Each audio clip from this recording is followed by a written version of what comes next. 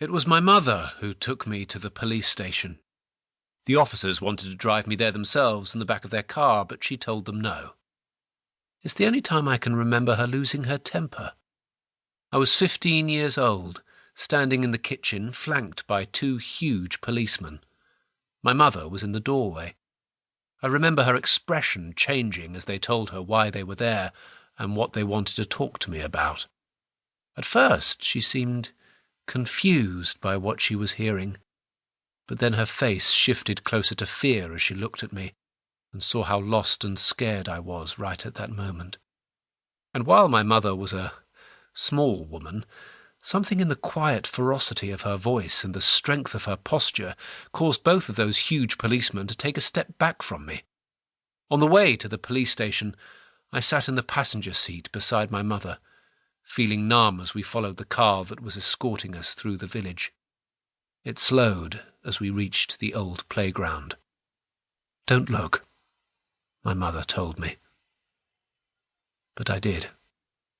I saw the cordons that had been put in place, the officers lining the street, their faces grim, all the vehicles that were parked along the roadside, their lights rotating silently in the late afternoon sun. And I saw the old climbing frame. The ground beside it had always been dull and grey before, but right now I could see it was patterned in red. It all seemed so quiet and solemn, the atmosphere almost reverential. And then the car ahead of us came to a stop.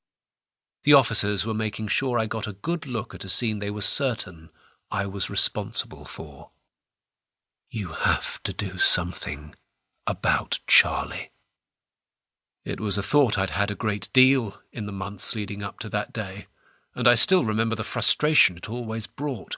I was 15 years old, and it wasn't fair.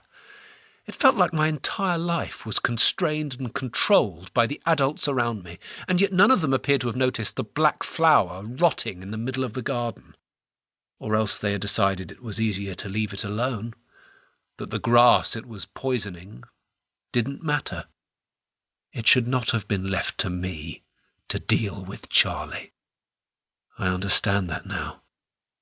And yet, as I sat in the car right then, the guilt they wanted me to feel overwhelmed me.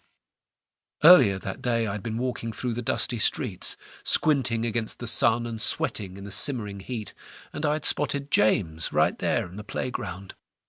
My oldest friend. A small, lonely figure in the distance, perched awkwardly on the climbing frame, and while it had been weeks by then since he and I had spoken, I'd known full well what he was doing. That he was waiting there for Charlie and Billy. And I had walked past him. A number of the officers at the scene turned to look at us, and for a moment I felt trapped in a pocket of absolute silence. Stared at and judged. Then I flinched as a sudden noise filled the air. It took me a second to realize that my mother was leaning on the car horn. The blaring volume of the sound seemed jarring and profane in the setting, a scream at a funeral. But when I looked at her, I saw my mother's jaw was clenched and her gaze directed furiously at the police car ahead. She kept her hand pressed down, and the sound continued, echoing around the village. 5 seconds. Mum. 10 seconds. Mum. Then the police car in front of us began moving slowly away again. My mother lifted her hand from the horn, and the world fell quiet. When she turned to me, her expression was somehow both helpless and resolute at the same time, as though my hurt was her own, and she was determined to bear the weight of it for me as much as she could, because I was her son. And she was going to look after me. "It's going to be okay," she said. I did not reply. I just stared back, recognizing the seriousness in her voice and the conviction on her face, and feeling grateful that there was someone there to look after me, even if I would never have admitted it.